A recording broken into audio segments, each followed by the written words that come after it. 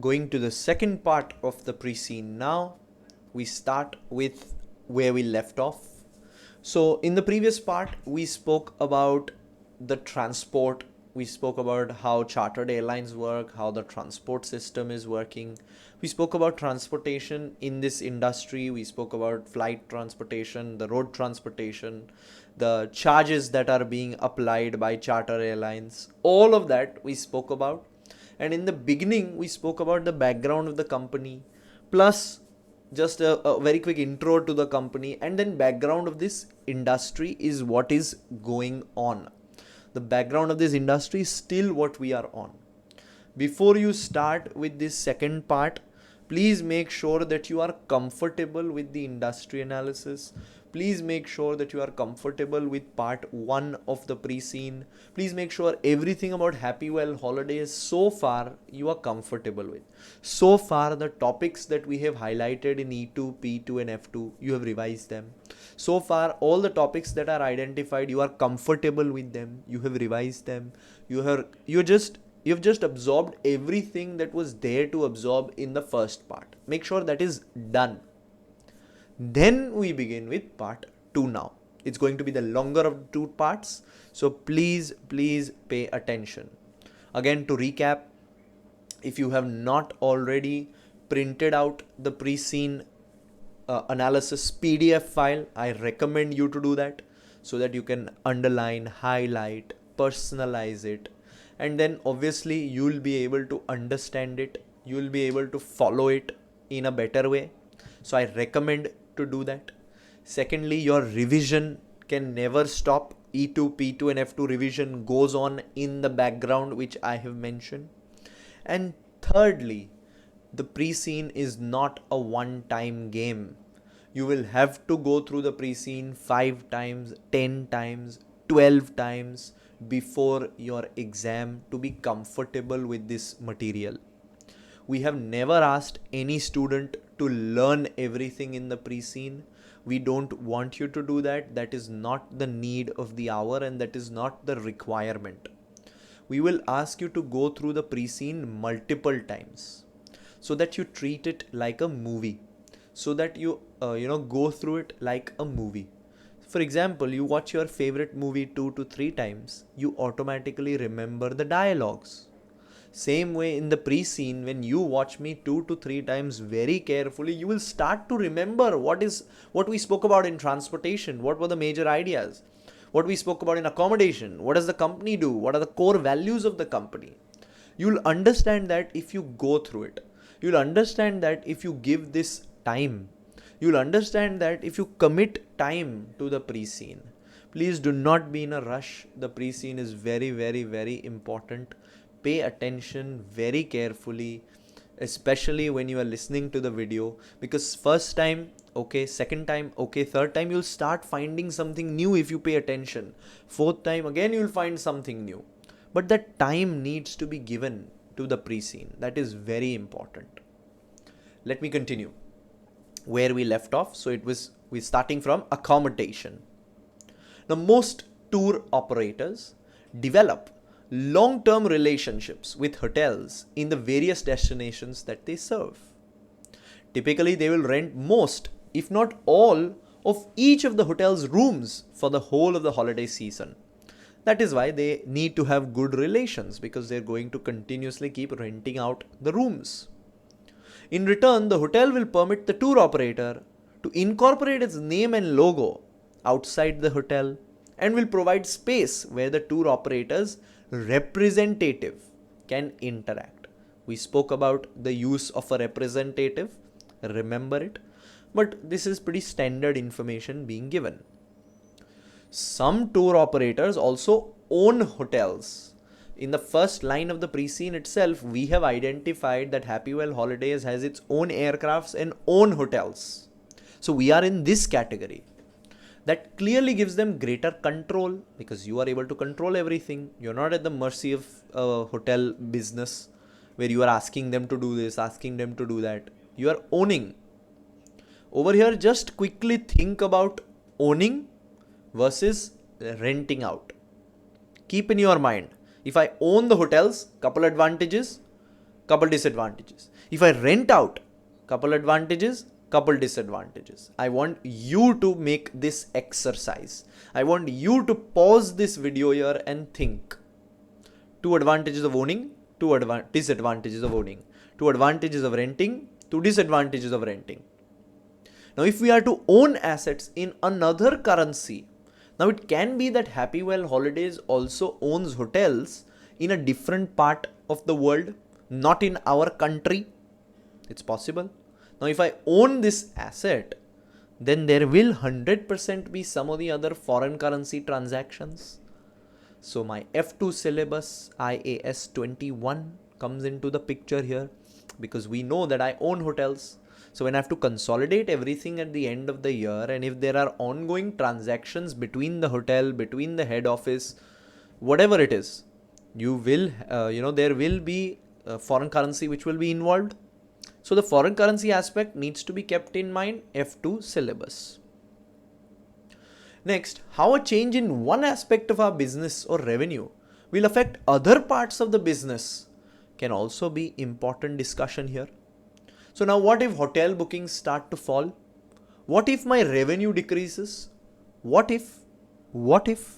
So this what if question is called sensitivity analysis, which is part of your P2 syllabus. This is very important for any service industry, specifically one that is affected by external factors like our industries, the hotel industry, the tourism industry, the travel industry. It's affected, right? Because travel comes at travel is not the first most important thing in life. First will be, your family expenses, medical expenses, education expenses. So if there is high inflation, less people will want to spend on travel, right? So for an industry like ours, where external factors are going to be highly affecting this industry, the use of a sensitivity analysis to understand that, okay, what if hotel bookings fall? Will I still be profitable? What if revenue decreases? Will I still be profitable? So this is your P2 syllabus. So know what sensitivity analysis means.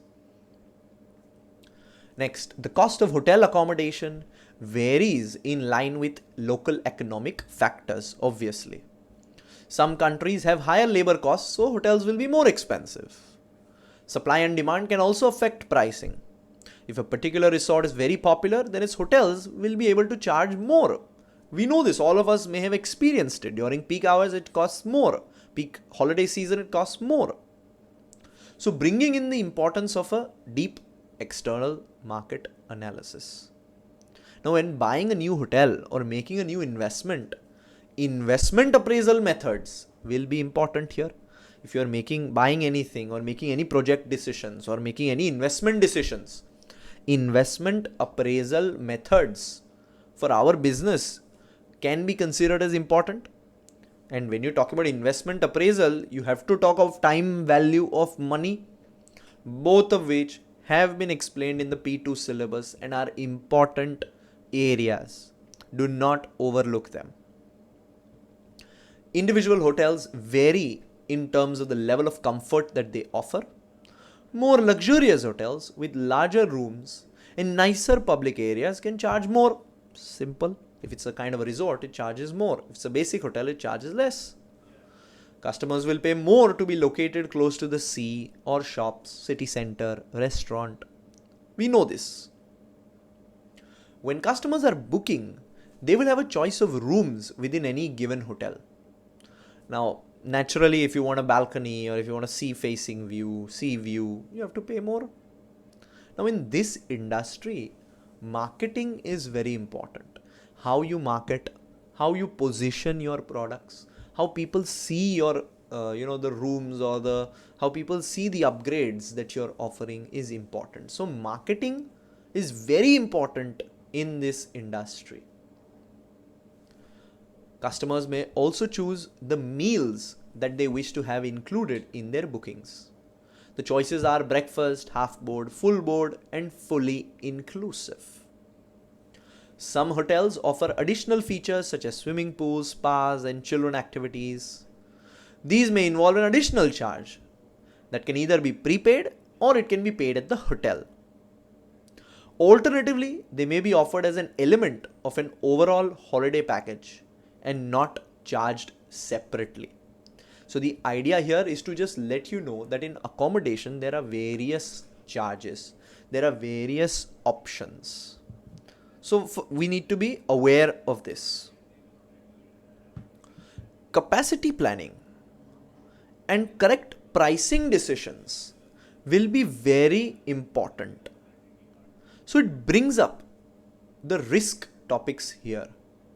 So price risk arising out of adverse movements in the global market, quantity or volume risk, cost risk, political risk. All of these are risks which can affect your business.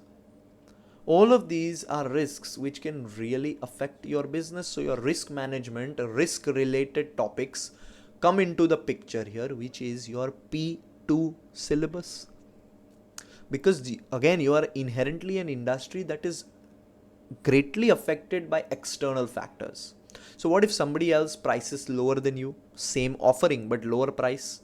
What if somebody is, what if you're not able to cost your product correctly, cost your room correctly, or cost your package correctly, and hence you end up making a loss? What if you have planned a tour for a country and that government announces a total shutdown? Political risk. Now, P2 topics of risk management are how will you manage these risks? So risk management, TARA framework is a favorite exam topic, and this is one way they can bring it up. So please make sure you have revised the same. Now there will have to be a communication process and flow of information between different stakeholder groups that we have identified. We already know we have to work with so many people internally as well to get everything done. First, the planning team will plan the package, then you will speak to the customers, then you will have your own airlines manage everything, then you will transfer the customers to the hotel, then in your hotel itself you will figure out which customers are going to do what they have paid for, then you are offering them upgrades. All of this is possible only if there is a good communication process, if there is a good flow of communication, good flow of information.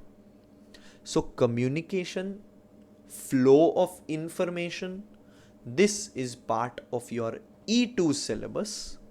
That is why I have highlighted it for you over here. So in this situation, the use of data will be key.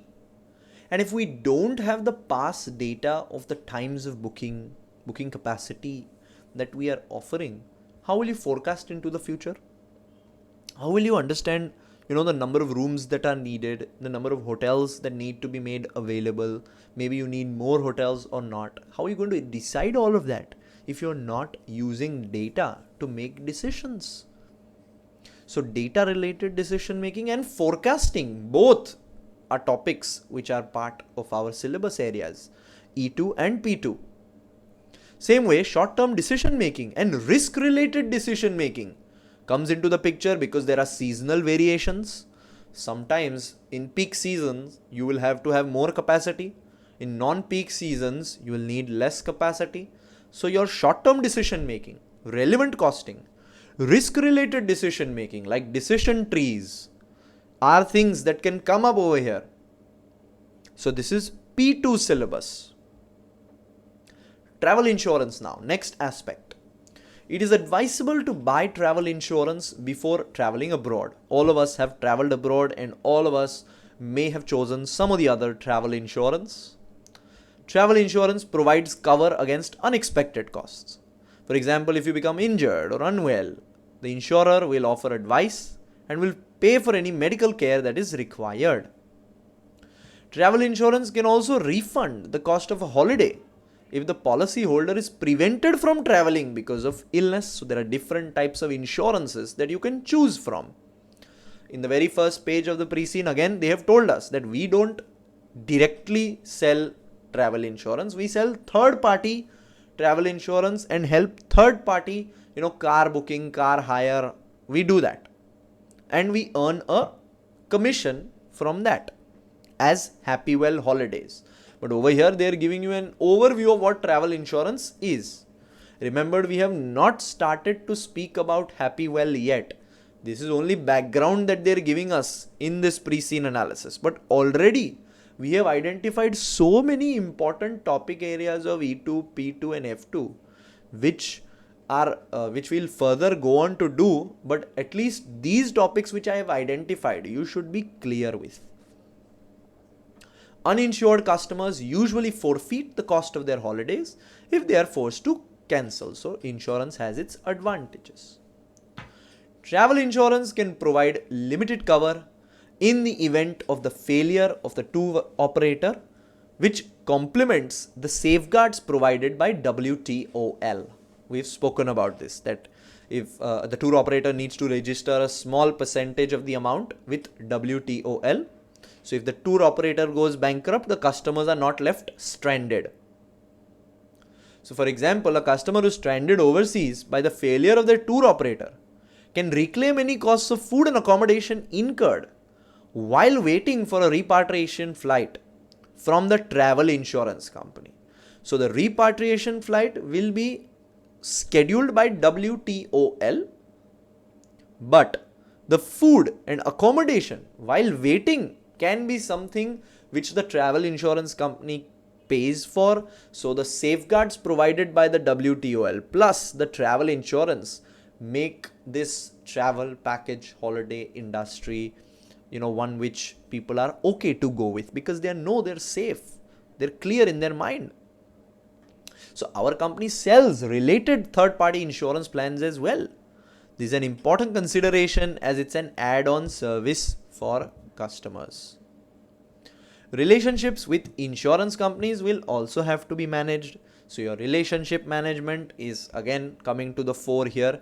In this industry, it's going to be all about facing the customer, all about relation, all about how you maintain your relation with stakeholders.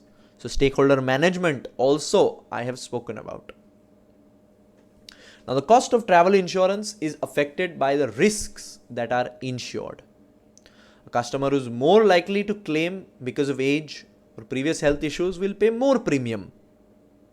Travel insurance can often be purchased from the travel agent or tour operator as part of the package holiday. The insurance cover is provided by an insurance company, and the travel agent or the tour operator acts as an intermediary, and we receive our commission.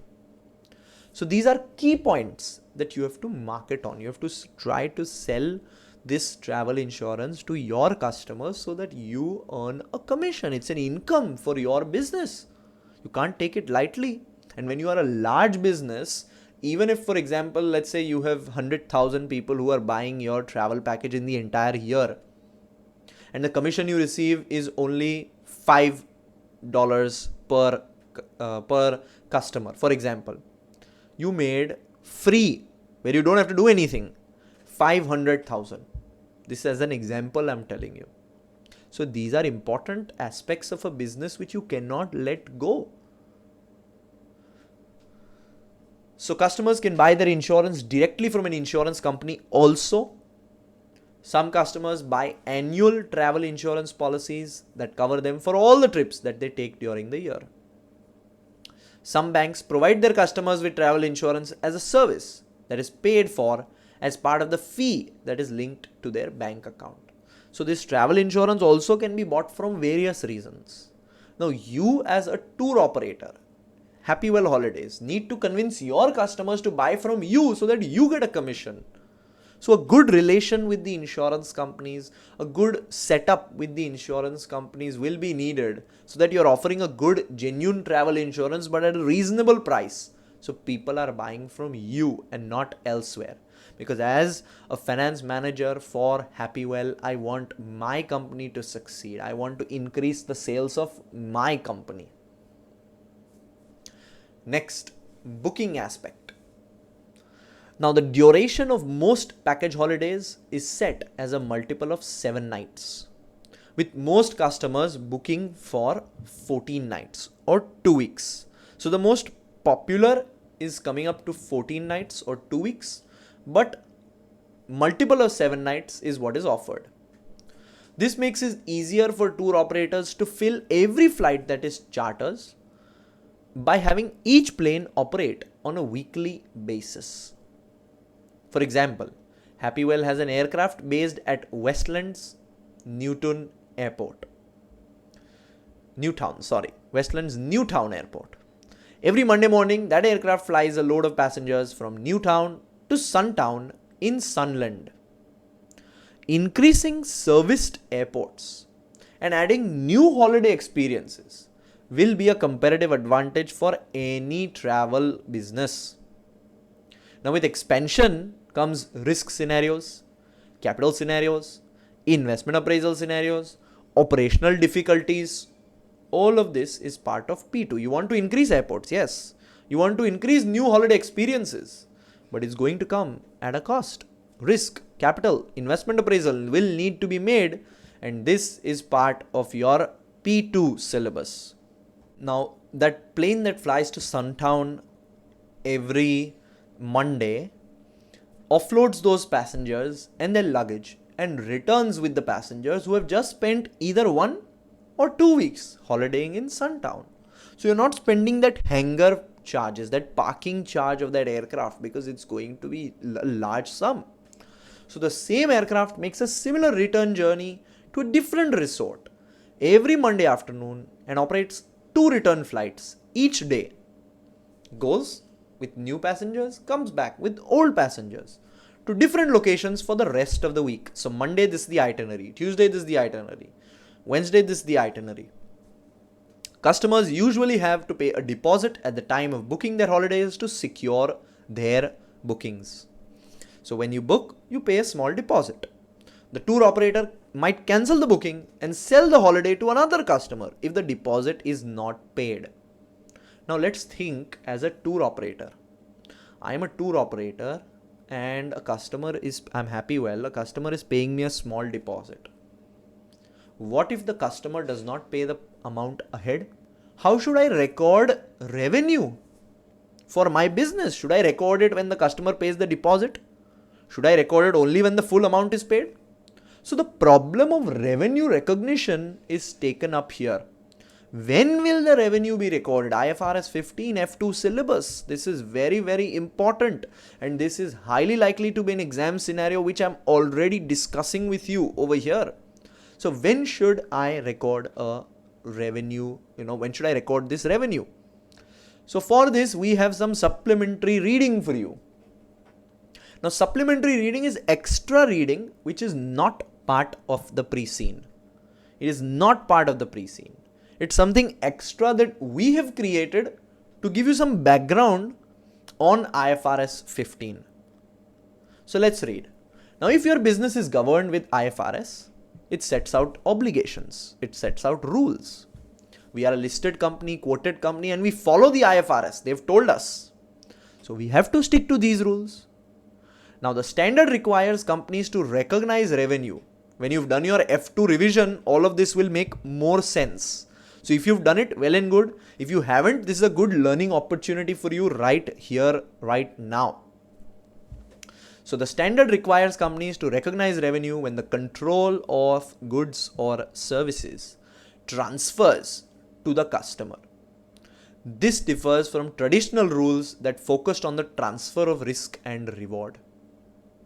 Now, accounting for travel services can be quite tricky because revenue for flight tickets should be recognized on the day when the ticket is issued, whereas revenue from package holidays should be spread over the period of the holiday. What if midway customer, just before leaving, customer cancels his holiday?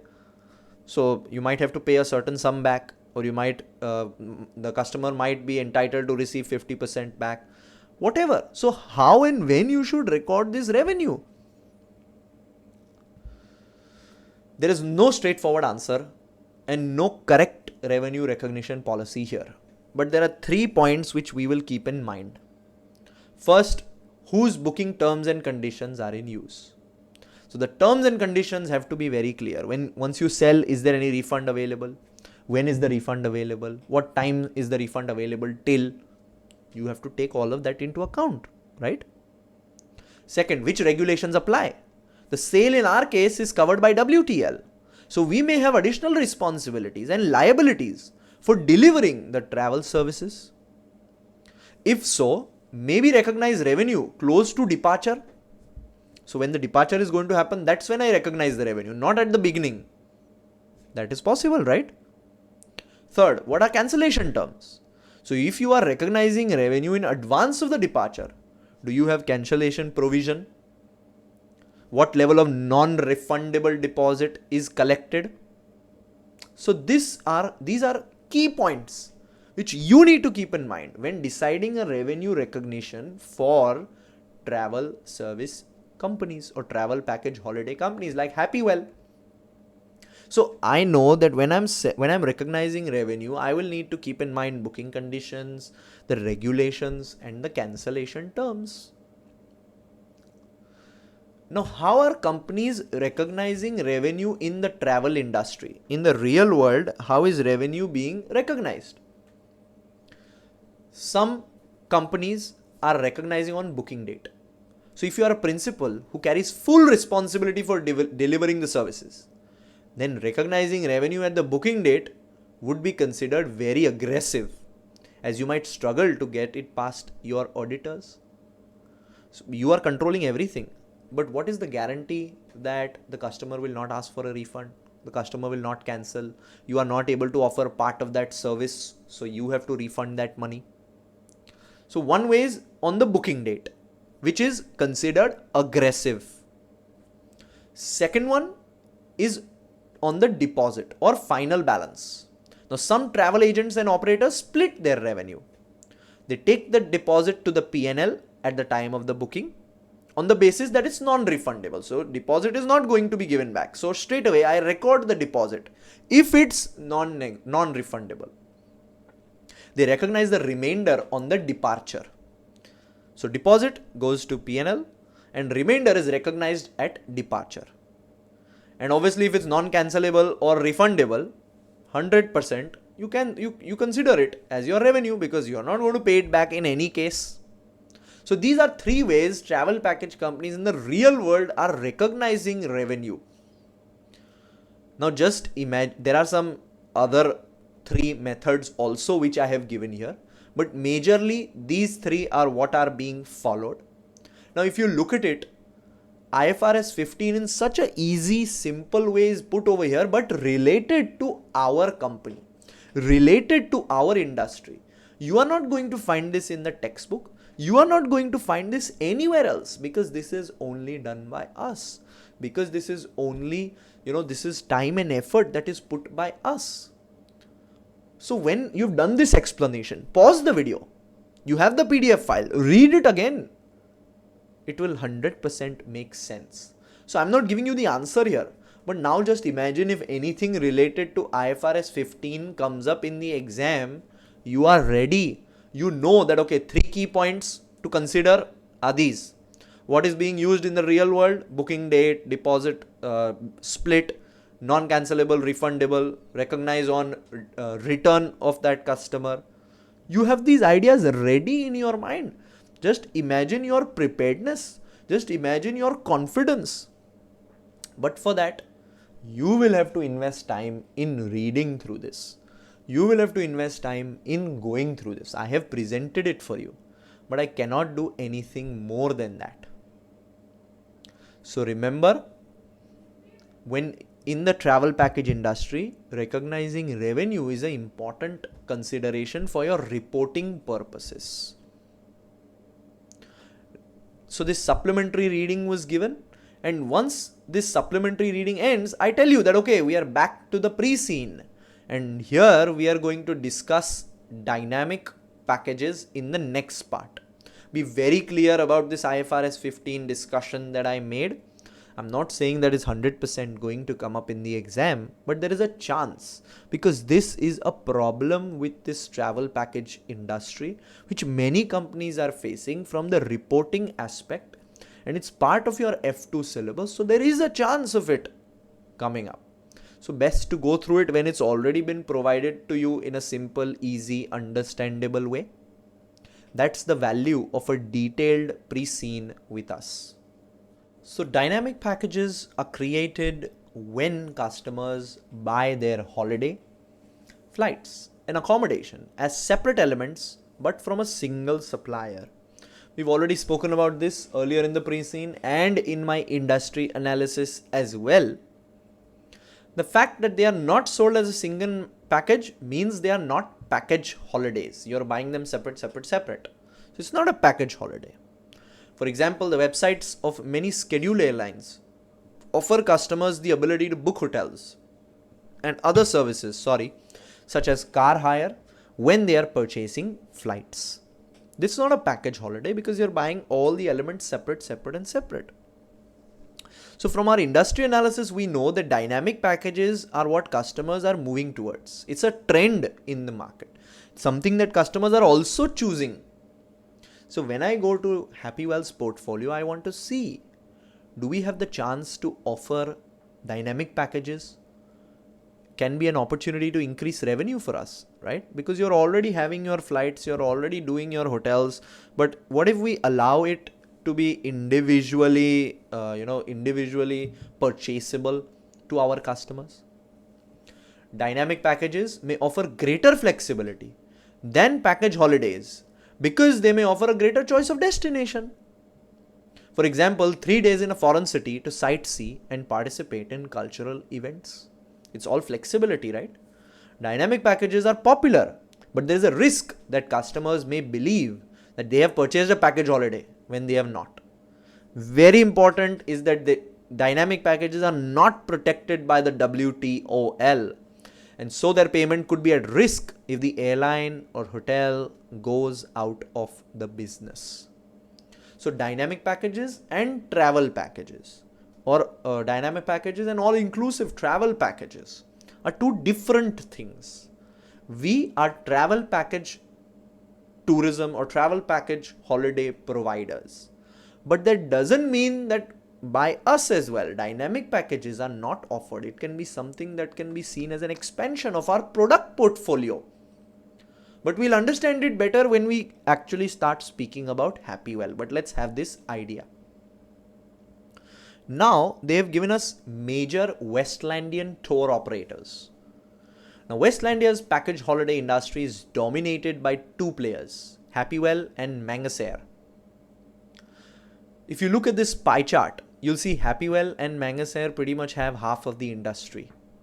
Half of the entire market is Happywell and Mangasair. Then there is the other competitors that you have, which are smaller competitors. Over here, I'm thinking straight away, is there a chance for Happywell to purchase Sea Sand Holidays?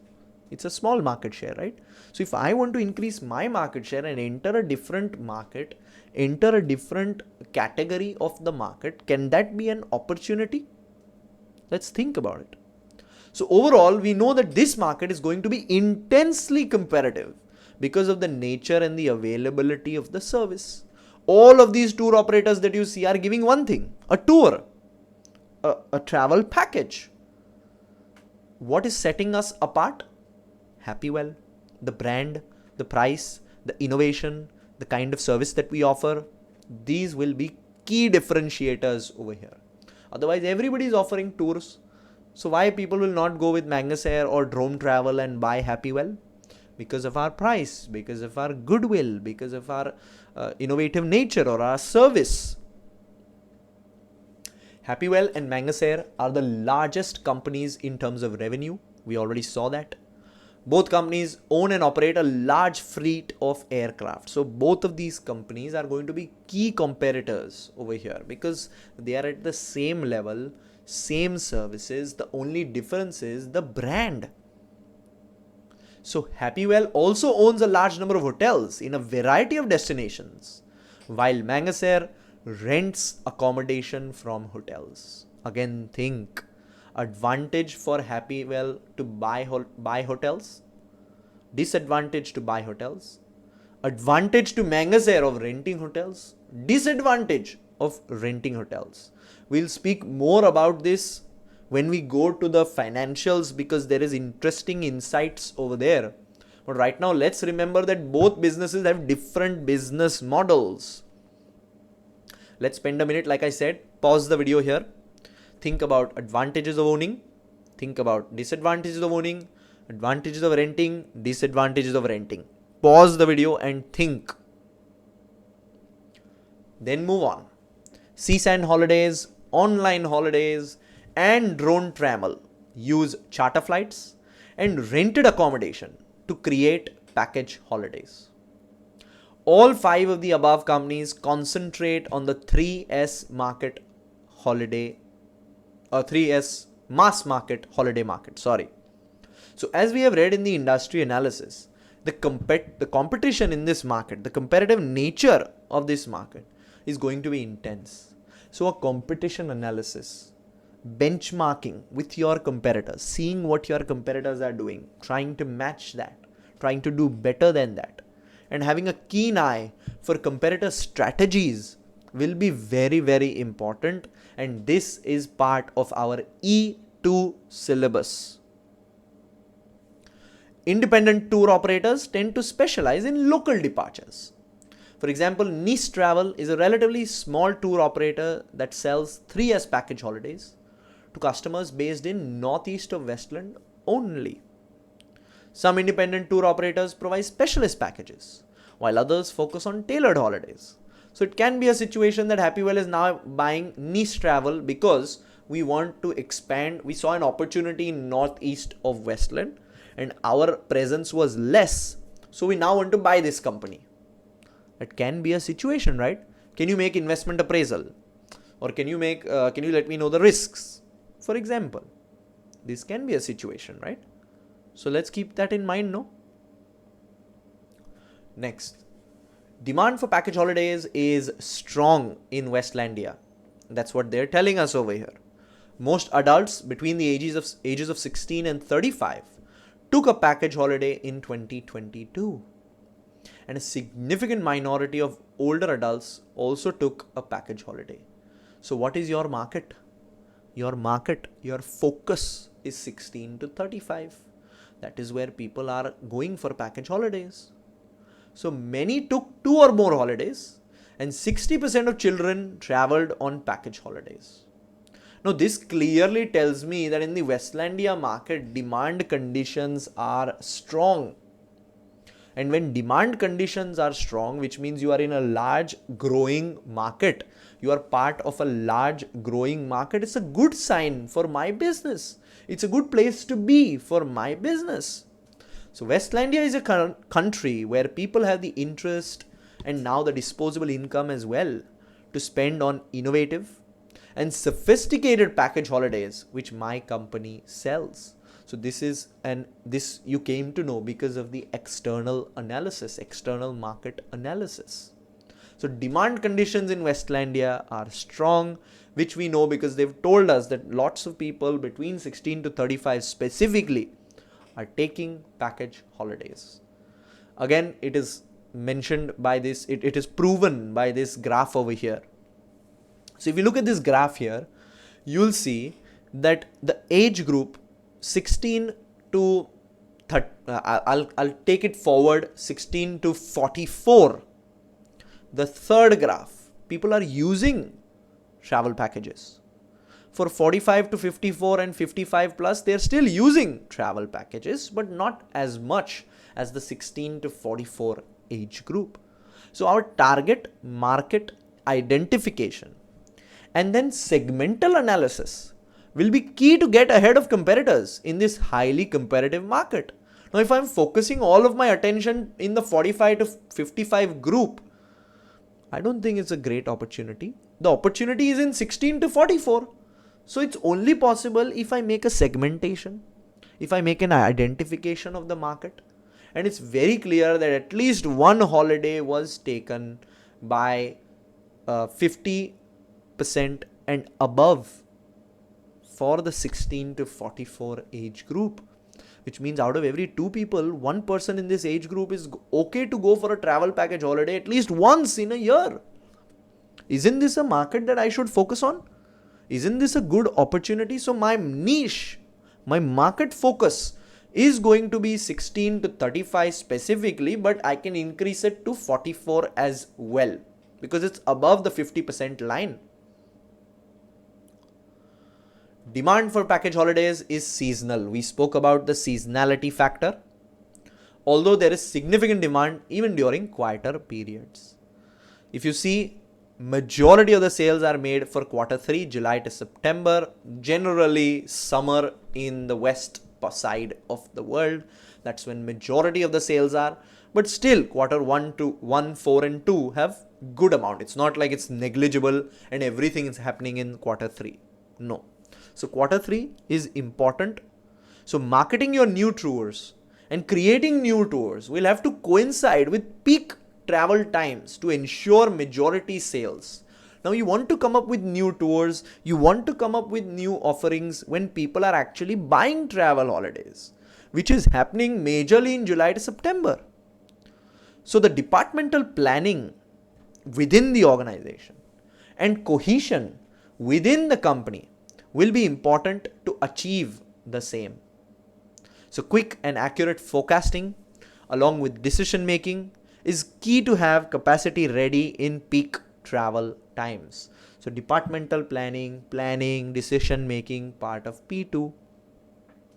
It would also be important for marketing and operations to work in tandem. The marketing department, operations department wants to work together. Let's say you marketed everything, but you don't have the flights ready to take your customers. What is the logic? Loss of goodwill.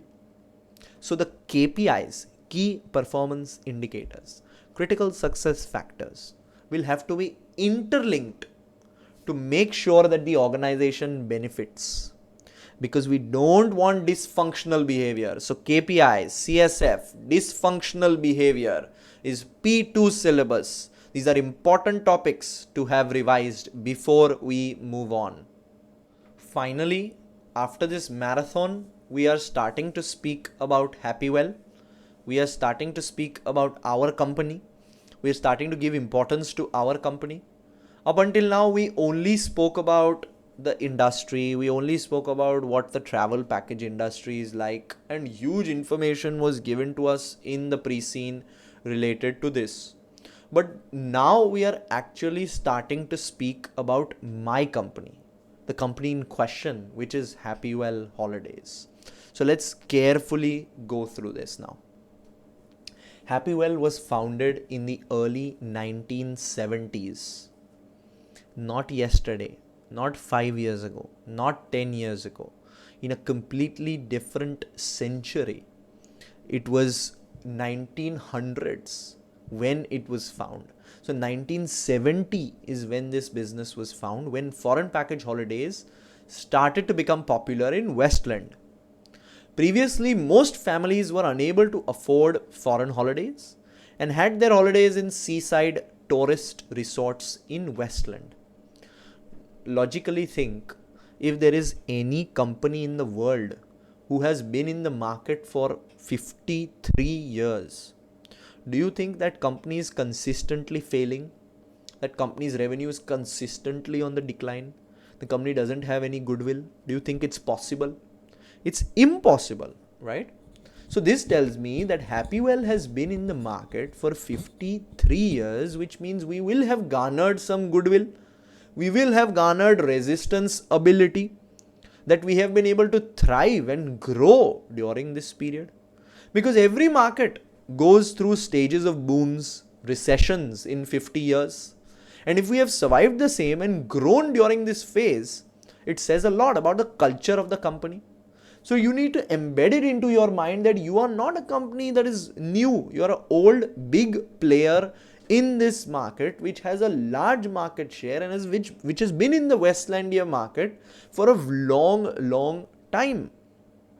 So your goodwill related topics in financial accounting are important here, because your company will have goodwill, because you might have purchased another company, or you might have you can only report goodwill in your accounts when you have purchased other companies. So since such a long time, it is possible that Happywell has purchased companies and hence can have goodwill in its financial statements, which we will eventually look at when we go to the financial statement analysis. But from now itself, I should know what is goodwill, how goodwill is calculated, What does it mean? Which is in your F2 syllabus.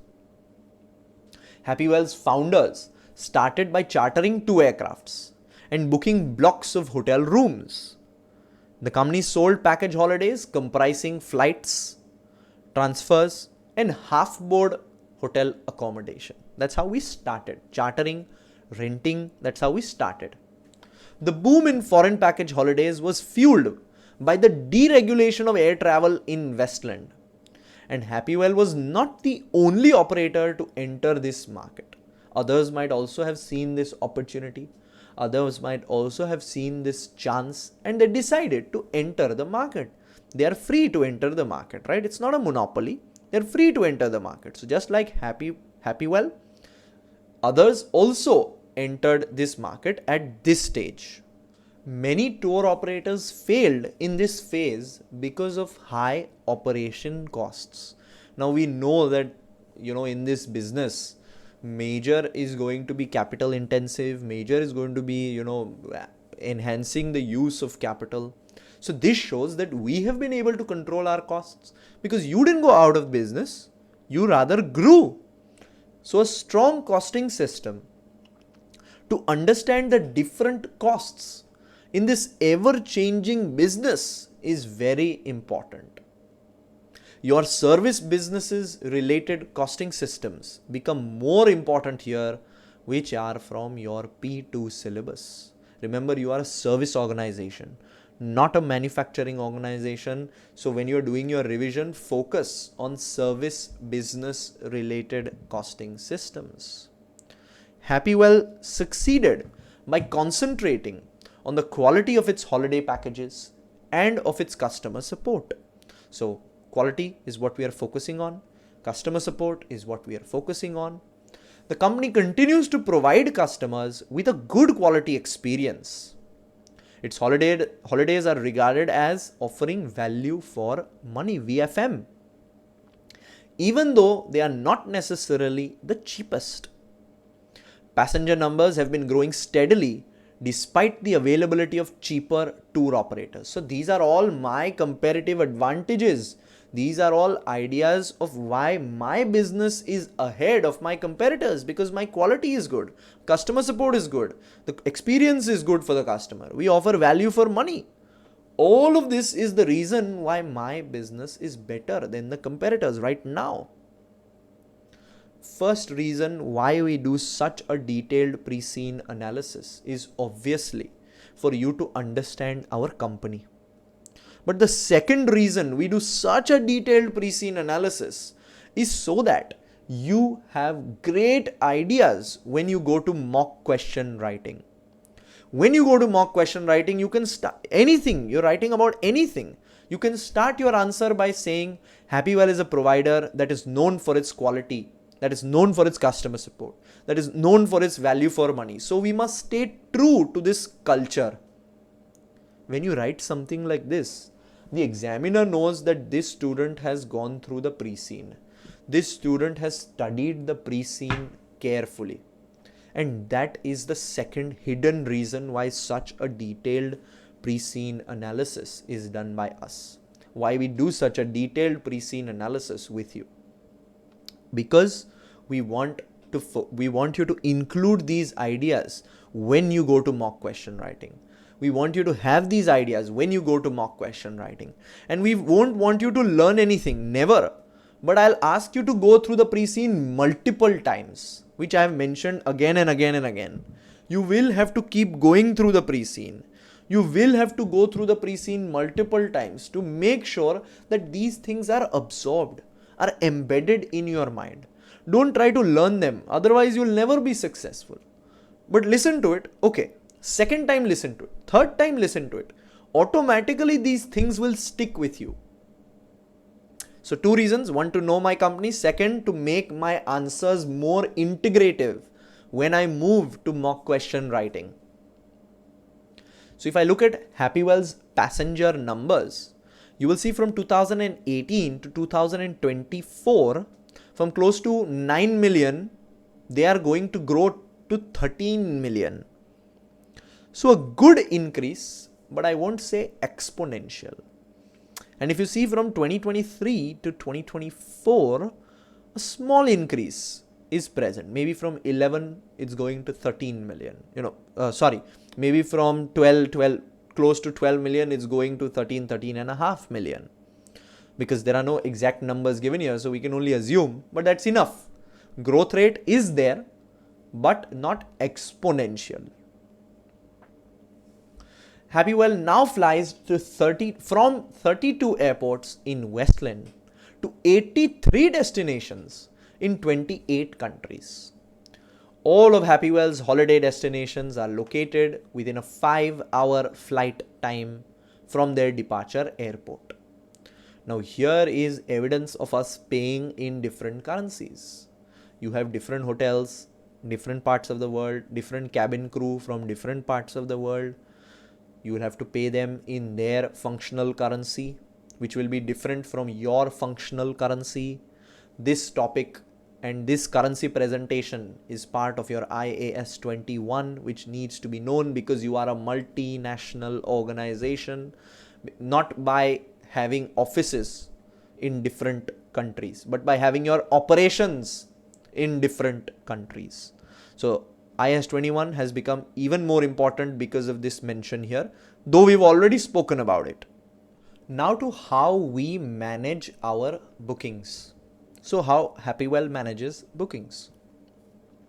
Happywell is the only major tour operator to provide customers with the option of booking their holidays through a retail shop. Now we are the only tour operator who is allowing this, which means you are different for sure. But does this also mean that you are not moving in line with the trends? People changed, businesses changed, you didn't change. There can be two reasons, right? Let's keep both in mind and see which is the case with Happywell. Happywell has 311 shops in Westland, a huge number. Each shop is staffed by travel advisors who are trained to advise customers and to manage the booking process. So obviously this is something that Happywell has control over and is training these employees to run and staff these shops, not going to be cheap. So this can be seen as our competitive advantage. But nowadays, more and more customers are booking their holidays online. So can we scale down here and look to increase our online presence? It could be a major cost saving for the business, and majority businesses are doing this nowadays.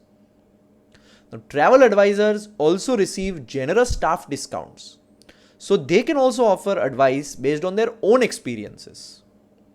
The shop sells only Happywell packages. Obviously, you don't want competition inside. The shops take 35% of Happywell's bookings. If total $100 bookings are there, $35 happen in the shop. $65 are happening on the website. Then why do I have such a large presence of shops? It is something to be thought about, right? When majority of my sales is coming online, why am I not focusing further online? Because in our industry analysis and earlier in the pre-scene analysis as well, we have learned that online is what the trend is all about. Customers can browse through all the packages on our website that are available, or they can simplify their search by putting in many variables on the website. So easy, you can have departure airport, the date, the duration, the hotel, the resort, the price. All of this you can simply put in and you will get a list of packages, which is so much more easier for the customer also. Nowadays, nobody wants to go to a shop and sit there. Very small percentage, but which is evident where they tell us that 65% of our sales are happening online. The booking process uses statistical models to price each holiday individually, taking account of demand and availability to maximize revenue. So the booking process is using statistical models. What is a statistical model? Statistical modeling refers to the data science process of applying statistical analysis to data sets. A statistical model is a mathematical relationship between one or more variables So if I find that there is high demand, the statistical model for that particular package will increase the price automatically by $5 or $10. For example, I'm saying this is what a statistical model does, and this is what my business is using. The application of statistical modeling to raw data helps data scientists and people who use data visualize and understand the relationship between variables. So when I'm applying this statistical model and then I'm studying it, I will understand that when the prices need to be changed, how the price variables are being affected. All of this is possible because you are using a statistical modeling technique. Statistical modeling is also of different types. Now, the first step in developing a statistical model is obviously gathering data, which can be spreadsheets, Word documents, PowerPoints, databases, cloud, whatever. You need that data to statistically model. If you don't have statistics, how will you model it? So some popular statistical models are regression, part of P2, time series, clustering, decision trees, part of P2. So these models are used to automatically change the price of holidays by on our website when certain variables occur. Now this is supplementary reading. This is supplementary reading that we have created over here on statistical modeling. So much detail is not required. I just want you to know what the word statistical model means, and that is why I have given this to you. That is why I have read through this with you. But all of this is mentioning one common thing: big data, data opportunities, data. So I have to give you, I have to compulsorily give you a study on big data and its opportunities. I have to give this to you. Why? Because throughout the pre-scene, throughout the industry, we've spoken about big data. So in tourism, as in many other businesses, big data is responsible for accurate decision making. Typically, they are involved in customer demand forecasting, specialization, personalization, marketing, pricing. You can use data for pretty much everything in today's modern world. So the benefits of big data are large in this industry specifically. So we must make sure that we are, we must make sure that we are harnessing the same. Big data is often used in conjunction with artificial intelligence. I'll tell you how. What are the key benefits of big data? Revenue management. With the help of big data generated by users on your website, you can optimize your costs, more accurately predicting your revenues. You have better analysis. You will understand what your customers want, where your customers are, how they are buying. Are they not buying because of price? You will be able to manage seasonal variations better because you know that in this season I'm getting major traffic on the website. So let me put marketing in this season. It's possible only if you're collecting data, right? Again, information manager or broker manager. Now instead of manually collecting information posted by well-known travel brokers, you can use a big data solution to automate and speed up the creation of new offers for your clients. If you see that your client didn't buy a package, directly you can offer them a 10% discount on that package. Maybe then they go for it. But this is possible if you've programmed your website in such a way. If you've used data to program your website in such a way. Data is good, yes, but it has its challenges. Privacy and security is the biggest issue. Handling storage of data is not easy. This huge data, and when you have millions of passengers, you are forecasted to have close to 13 million passengers. Storing all this data and then studying all of this data is not easy.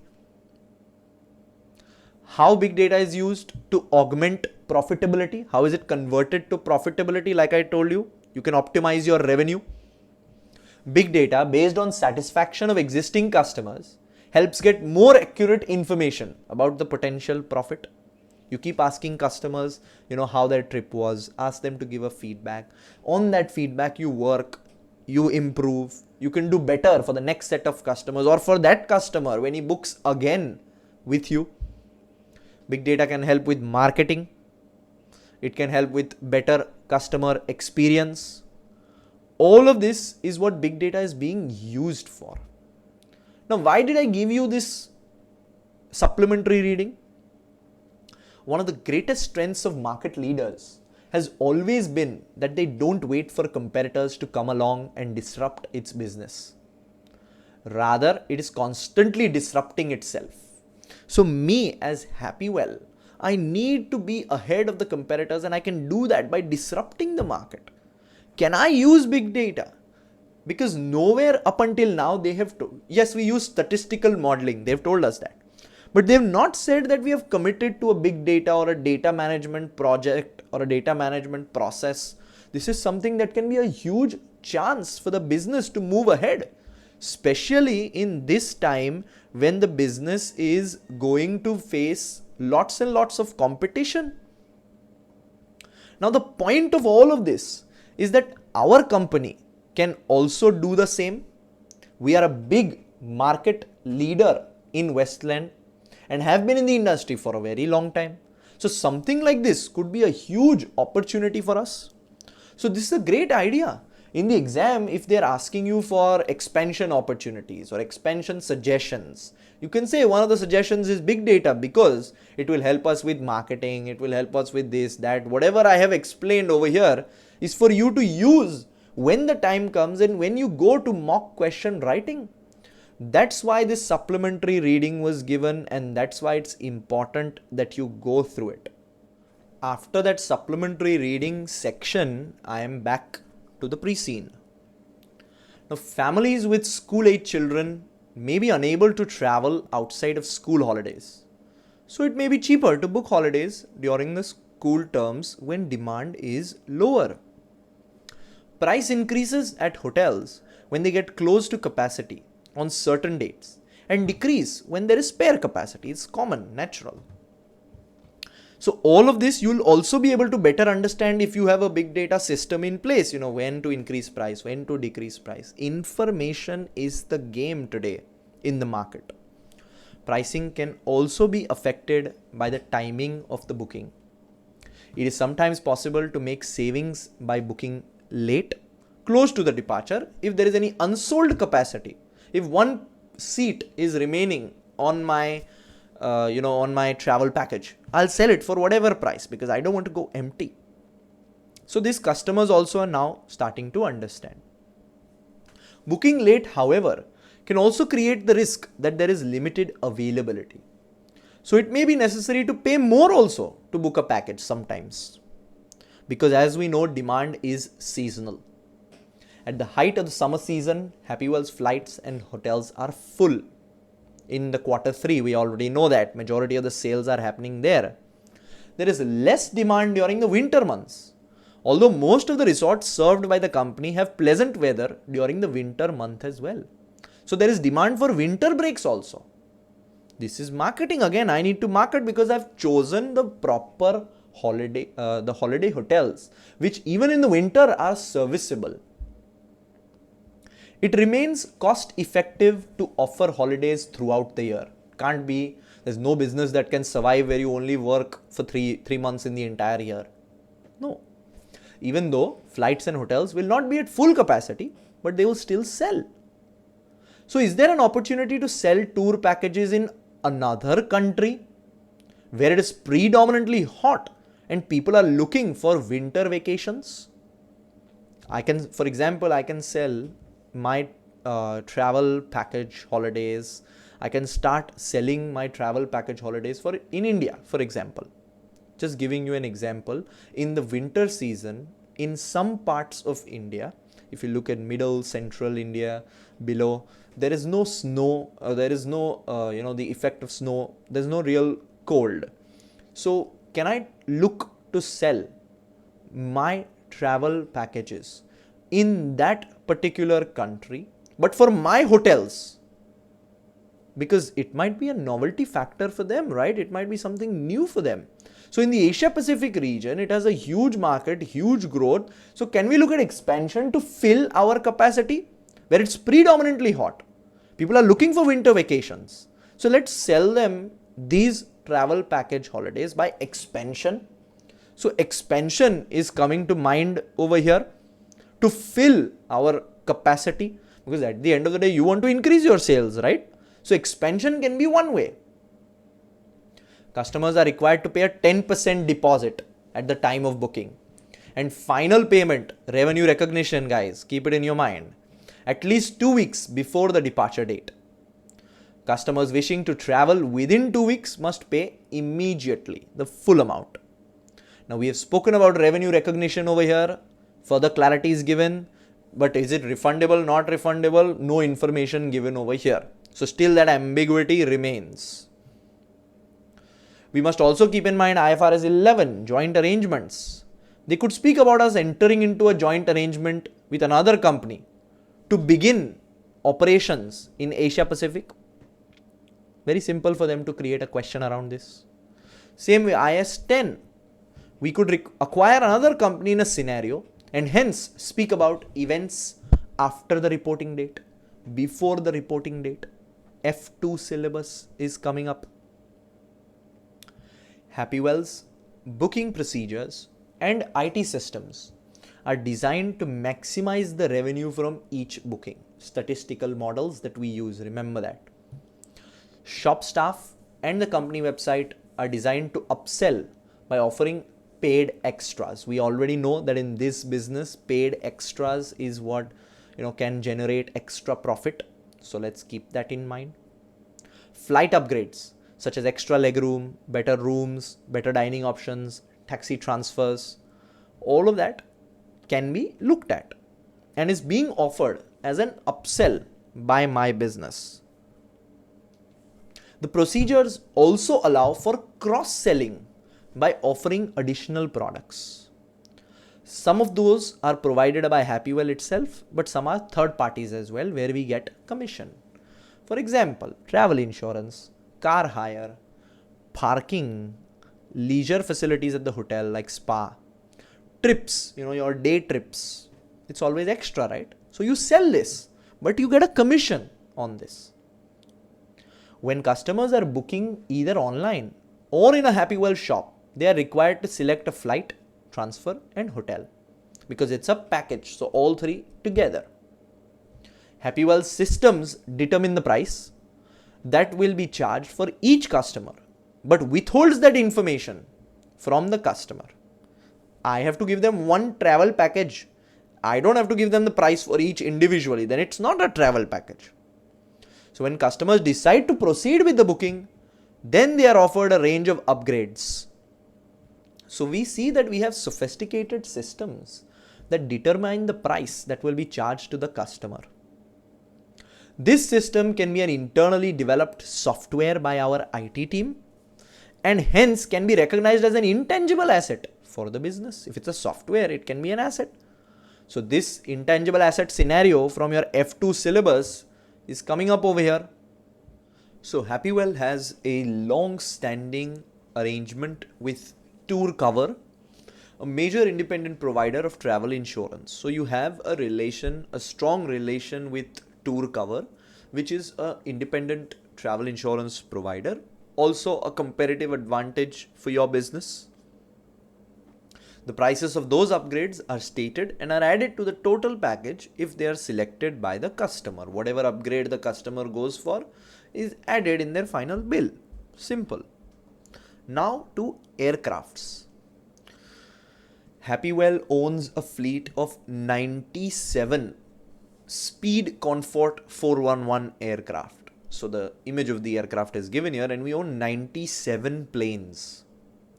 This aircraft can carry 210 passengers and has sufficient range to reach the destinations served by Happywell, because we are serving destinations which are in our 5-hour flight radius. They've told that. But can these aircraft be used if I want to start offering holidays which are further away? So what if we start offering holidays for which you have to fly 7 hours, 8 hours? We may need new aircrafts, which can again now then be leased, can be chartered, can be purchased. Both bring in your F2 topics, leases, purchasing, so capital requirement. They can easily come up with a scenario saying that we now want to, from Westland, we want to have flights to Australia maybe, and it's a 7-hour flight. Is it possible, our current aircrafts cannot serve this route, so we need new investment. Easily it can be a scenario, right? So something that they have specifically mentioned in the pre-scene, so we'll take note and take care of it.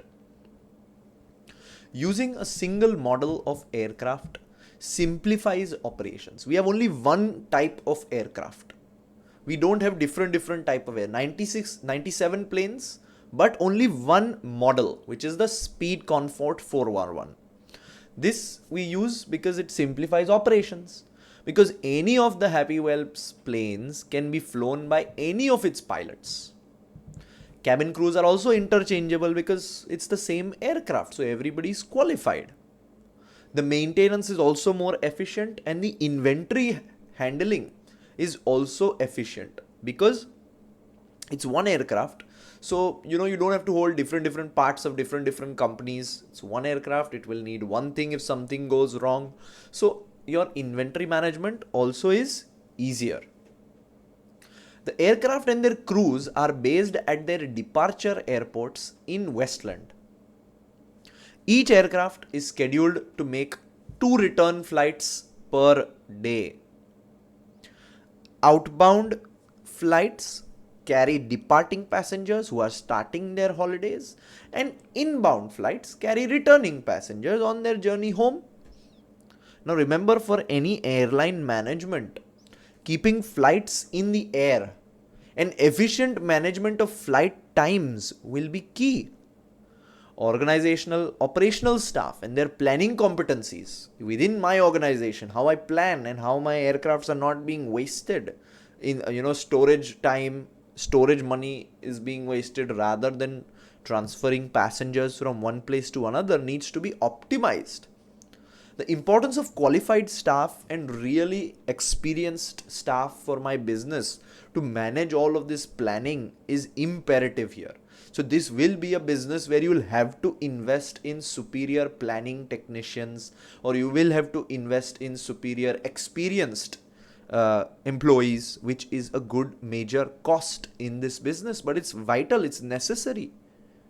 Each aircraft has 3 crews, each comprising 2 pilots and 4 members of the cabin crew. Each round trip requires a fresh crew, and a spare crew creates capacity for crew rest days and flexibility in the event of any crew member's absence. So you need 3 crews, one who is in the flight, one who is on the other side round trip to come back, and one a spare crew. Something goes wrong, you need to have that spare available because your flight has to go on, your customers have to be served. Each aircraft is subject to careful checks before each flight. Remember, this is a very important thing to be careful of. Safety can never be compromised, especially when human lives are at stake. So safety risk, always keep this in mind. There is also an opportunity to conduct maintenance and repairs overnight after each aircraft returns from its second flight of the day, because it's only doing 2 flights. Aircraft are taken out of service at regular intervals to undertake more significant checks and maintenance at Happywell's engineering hangar at Happywell Airport. Happywell is a large airport in Westland that is used for passenger flights by many airlines, including Happywell. So over here, I am thinking about planning for time, planning for activity, planning for resources, planning for quality will be key for aircraft management and for hangar management services as well. Because you will have to have those resources ready, you will have to have that time, you will have to plan your activities well. This is part of project management E2 syllabus. Since this is concerned with health and safety, the quality costs and costs of failing quality will be unacceptable. High quality costs will have to be incurred in prevention, in appraisal, so that there are no internal and external failure costs. This has been spoken about in our P2 syllabus as well. Moving to hotels. So we spoke about our aircrafts, we're speaking about our hotels now, because this is also something that we own. Happywell owns 314 hotels that are spread across the 83 resorts that the company serves. In 83 resorts, we have 314 hotels. You can start to imagine the size of this company. 97 aircrafts, 314 hotels. It's not a small day-to-day business running operation. It's a large multinational organization. These hotels are all designed to offer good quality accommodation and an enjoyable holiday experience. Now, this is our mission and is something we must stay true to. Anything that you're doing, remember that your company wants to be good quality and your company wants to offer a holiday experience. So, very important. Whenever you are deciding something new or suggesting something new or any new business opportunity or expansion you're talking about, stay true to the culture of your company. The culture is all about quality. The culture is all about a good experience. The culture is all about service, which we have spoken about. Customers choose their hotel and the type of room at the time of booking. It is possible to specify a hotel that is close to the beach or that has a swimming pool, gym, the extra facilities that hotels offer. Customers are encouraged to book early if they want their preferred room, preferred hotel, preferred type of balcony, whatever. We are selling those upgrades, right? The choice of accommodation can have a significant impact on the total cost of the package. Obviously, you choose a more luxurious accommodation, your package is more expensive.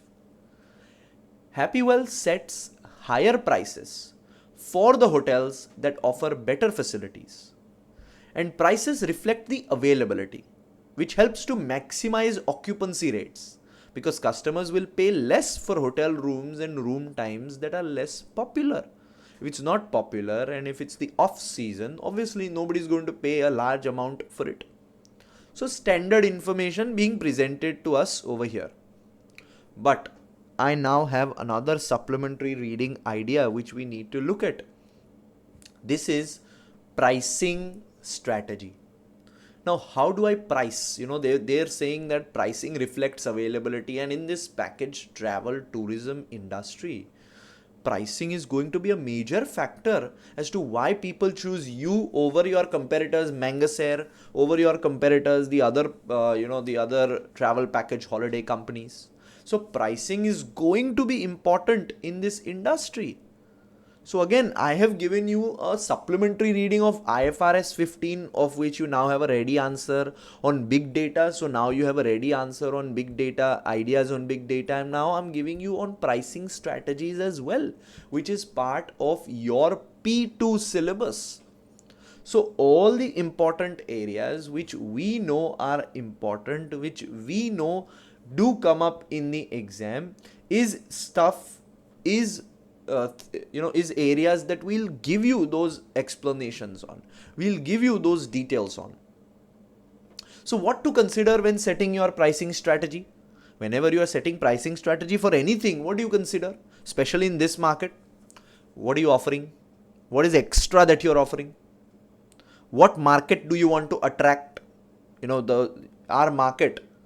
Firstly, how unique is your offering? Happywell brand, it's always going to offer good quality and has been in the market for a long time. What value added services do you provide? I'm giving you a good experience. I'm going to give you a good quality service when you buy my package. Third, what market do you want to attract? I want to attract the market which is in that age group up to 35, which we spoke about, because majority in the market are going for this travel package holiday are in this segment up to 35 years. What are your operating costs? So I'll have to, detail my operating costs here, which is running the aircrafts, running the hotels. What do competitors do? What is Mangus Air doing? What is my marketing strategy? Who am I marketing to? How am I marketing to? All of this Happywell will need to keep in mind when it's setting a pricing strategy. Now guess what? If anything comes up in the exam which speaks about, we're setting a pricing for a new package, what should we consider? Do you have to think? No, because you've done this detailed pre-scene and industry analysis with me. You've done this detailing with me. So if you give the pre-scene time, automatically your stuff, your majority questions, good ideas are already in your mind. So what pricing strategies can we use if they asked you to recommend pricing strategies? You can suggest markup pricing strategy, markdown pricing strategy. So markup is set the prices of your holidays, tours and activities to ensure you make a profit on each sale. Identify your costs, and on that cost you decide that okay, I want to earn 10%. So put that 10% and that will be your price. Markdown, on the other hand, requires tour operators to mark down their prices in order to remain competitive. I identified, okay, I want to charge £400, $400. I then need to make it $299 because that's what the other competitors are doing. So if I want to stay competitive, if I want to fill my flights, fill my hotels, I will have to mark it down. Next, you can have packages like we are offering already, but you can make your package a little bit more enticing by, including free drinks or a golfing 2-hour slot, whatever. Package, bundle. You can have seasonal pricing, last minute pricing, discounting. So anywhere in the exam, now if there is a mention about pricing strategy, pricing strategies that we can use, you already have great ideas over here, plus you have studied this in your P2 syllabus. This is so much relevant to our company, to our industry. Your job is so much easier now. You just have to spend time reading through this. You just have to spend time understanding my explanations. So this was a supplementary reading on pricing strategies. And we'll move back to the pre-scene now. So hotels also provide the meals specified in each customer's booking. Customers often eat most of their meals at their hotels. So the quality of the food and the ambience of the restaurant can be important factors in ensuring a pleasant stay. The entire experience by Happywell is promised to be a good one, promised to be full of good quality. That includes food also. So some hotels offer shows and other entertainments. These can range from children's activities in family-friendly hotels to stage shows for adults in the evenings as well. Entertainment can enhance customers' holidays. It also encourages them to stay in the hotel and to spend money on snacks and drinks. So you are trying to get them to spend more on snacks and drinks. That's what every hotel does. Okay. Hotels provide facilities for tour company reps to meet with customers, usually in the hotel's reception area. There's a daily schedule in each hotel so that customers know when a rep will be available. Customers often address any complaints to reps and expect them to provide a solution. For example, if you're unhappy with the accommodation or feel that you've not received the facilities that you paid for, the reps are trained to deal with this kind of situations. So having a good quality representative, having a good quality hotel staff will also be important. This industry is all about experience. Happywell requires its reps to develop good knowledge of their resorts. This ensures that they can offer good recommendations and they can also cross-sell activities. They can tell them that, okay, visit this theme park or visit this, if it's a beach resort, visit this water sports activity center. This will allow the hotel to also earn commissions by cross-selling. So improving and the chance to upsell is quite important in this industry. So throughout the entire process, we have seen the chance to upsell and improve our sales. So a quality customer relations team representative will be very important. This brings in the questions of responsibility, delegation, leadership styles, management styles, part of your E2 syllabus. Next, we learned about aircrafts, we learned about our hotels, now we are learning about our transfers. Happywell pays local coach and taxi companies to provide transfers to and from airports. So you don't own coaches, you don't own taxis, this is outsourced. This is an important part of the holiday because travel can often be stressful and the use of competent contractors is important. So we can see that we are outsourcing a non-core activity. We have outsourced this activity to get the customers from the airport to the hotel and back. So this is a direction the company has taken and it's a good thing, okay.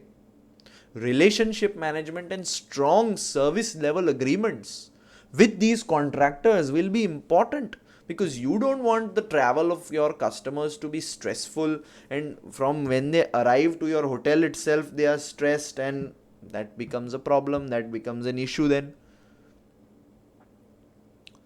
Happywell's reps meet incoming flights and direct arriving customers to their coach or their taxi. A rep usually rides on the coach, so any information or any help that is required is provided. Reps maintain records of arriving and departing customers to ensure that everyone is accounted for, nobody is left behind because you don't want that to happen again. So having good quality representatives, having a good communication culture in the organization will be seen as important. Next, we have customer feedback. Obviously, a very important part for any service industry. Customers are not liking your service, then down the line, nobody's going to want to buy your package holidays. So Happywell collects detailed feedback from customers at the conclusion of their holidays. Customers are emailed a link to an online survey that seeks customers' opinions about every aspect of their holiday, starting with the booking process and ending with their return flight home. The board is keen to identify any problems and to address them as quickly as possible. So you're giving them that online checklist. You're looking at that, so you're generating this data and then you are using that data to address them quickly. Ideally, customers will have a good reason to make repeat bookings with Happywell because you are giving them quality. But it is also important to minimize the number of unhappy customers who might post negative reviews on social media. So we see that we are gathering this quantity of data, but how are we using it except for looking at the problems and solving them? Are we using this data to make decisions? Are we using this data to understand what our customers want, what they don't want? Remember, we spoke about big data opportunities already. Feedback is analyzed to provide Happywell with details concerning the ease of booking, the flights, the transfers, the hotel, the reps. Feedback is also requested on the holiday package as a whole, including whether it was value for money and whether it provided good enjoyment, because that's what my culture is, right? Good quality, value for money, and a good experience overall to the customer. So we are generating this feedback, but how are we using it? How can we further use it? How can we increase this? How can we increase the usefulness of this data? That needs to be looked at, and we've already discussed this in part. Now we speak about Happywell's management structure. The structure of our organization. How is the organization structured? Now, Happywell's head office management team is organized into the following departments. So departments are present. It's a departmental structure. That's what they're telling us. First department is aviation department. Obviously looks after everything related to the aviation part, the aircrafts. So the aviation is responsible for all aspects of the operations of the company's fleet of aircraft. That includes routine flight operations and compliance with all regulations. It is a cost center. Now, cost center meaning, this is P2 syllabus, responsibility accounting. Cost center means it is a business unit within an entity that has responsibility for its own expenses only. So everything related to aviation, any costs that are incurred relating to aviation are charged to the aviation department.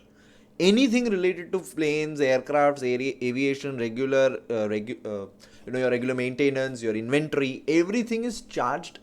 Only expenses are gathered in the aviation department. So it is known as part of an organization to which costs are charged. Costs can be charged. Now this is based on the responsibility accounting principle, where managers are given the responsibility to control costs and to record costs only if it's a cost center. Now the other option is to make this a profit center, where you record costs and you record revenues. So managers are more inclined to control the costs so that a good profit is shown. That's an option. So for aviation, currently it's a cost center, but there can be an exam question where they ask you to evaluate the move to a profit center. So you should know what it means.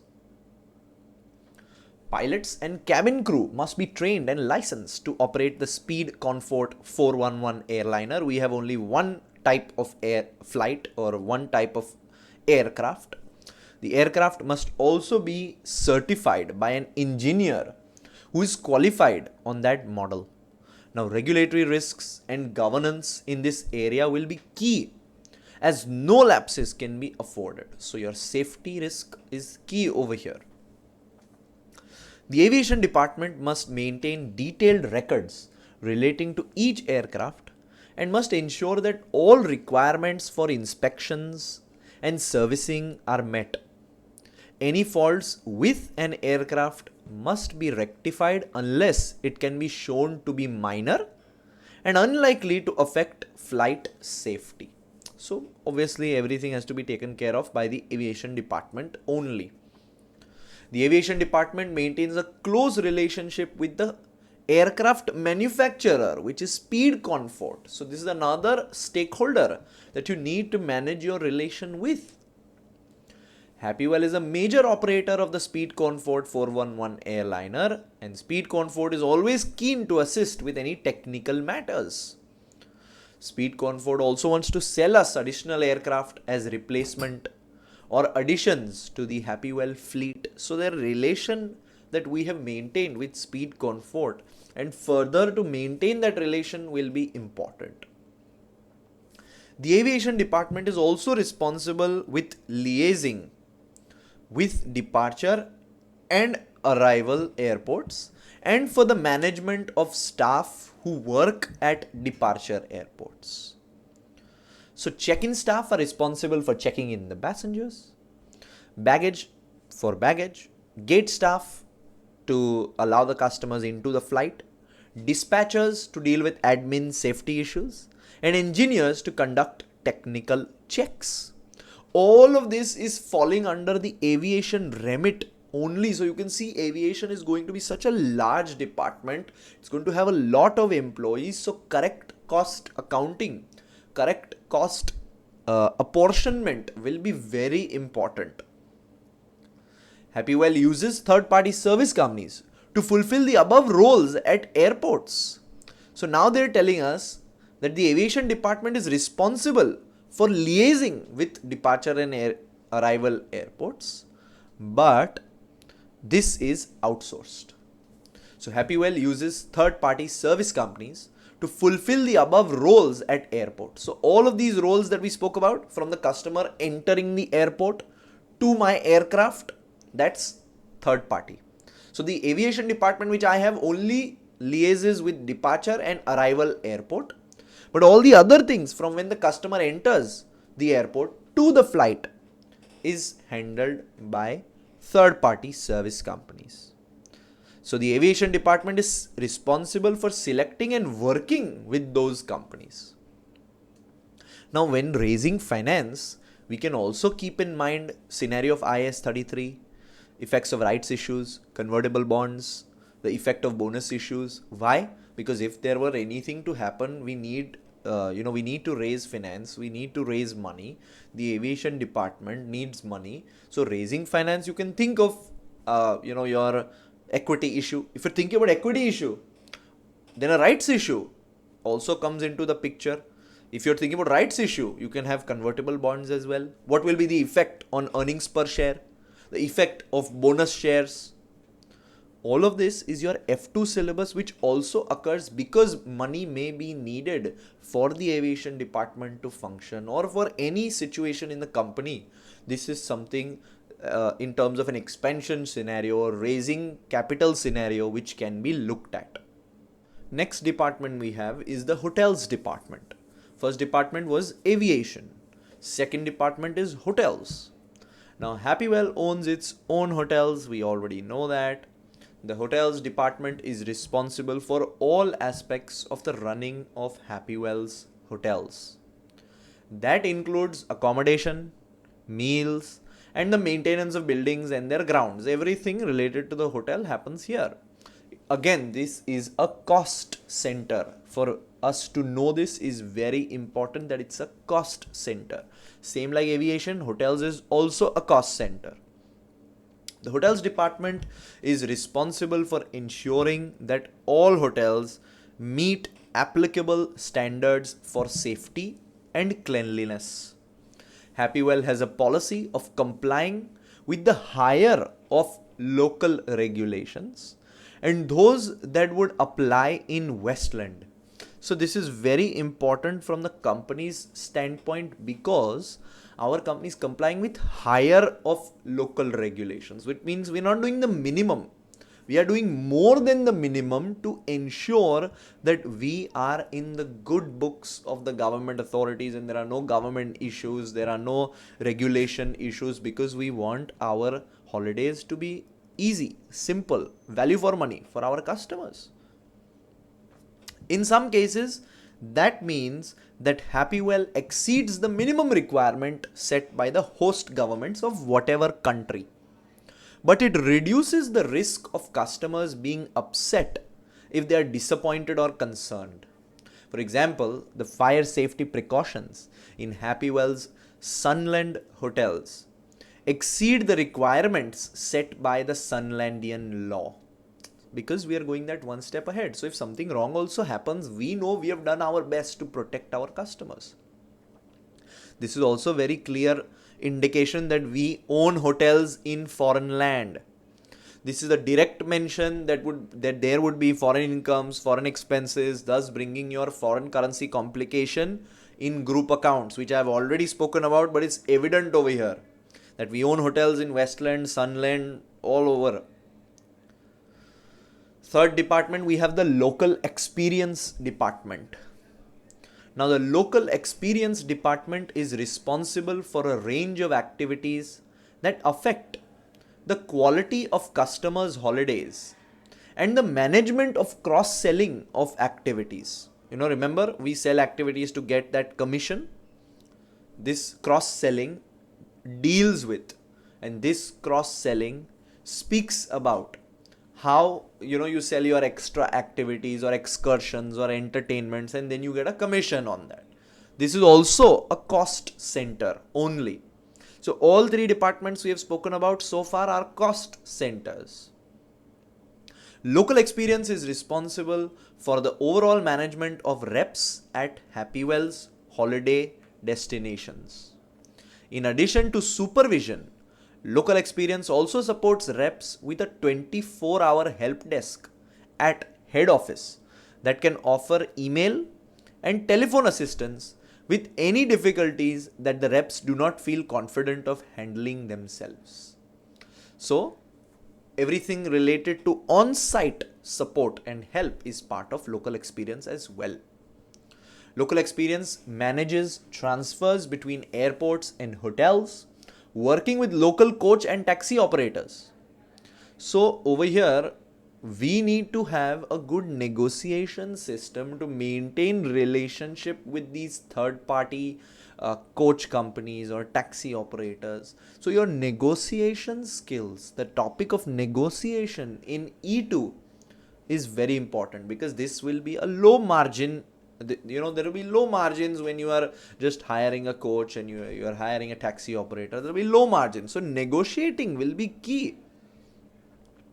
Local experience will also manages relationships with third parties whose services and products are sold by Happywell in return for a commission. These include small local businesses such as boat operators who sell trips that can be booked through Happywell's reps. So like I told you, the cross-sell process also taken care of by local experience. So all three departments so far are cost centers. Next we have the marketing department. Fourth, marketing department. So the marketing department is responsible for the promotion of Happywell's brand and also for managing the booking process both within the retail shops and online. So arguably one of the most important departments for us. Marketing also monitors the customer feedback and maintains email contact with customers after their return in hope for obtaining a repeat booking. Over here, I want to start to picture the porter's value chain and take it up for discussion. The value chain is something that identifies my major primary operations and secondary operations. So now I want you to, again, it's your exam, so you will think. Pause the video here and think, which are my primary activities? Inbound logistics, operations, outbound logistics, sales and marketing, which are my primary activities for my company. So for my company, what does inbound logistics mean? What does operations mean? What does outbound logistics mean? What does marketing mean? Think about your secondary activities as well. This is part of your P2 syllabus. That is why I'm asking you to think. I'm going to test you on it. I'm going to make a discussion on it later.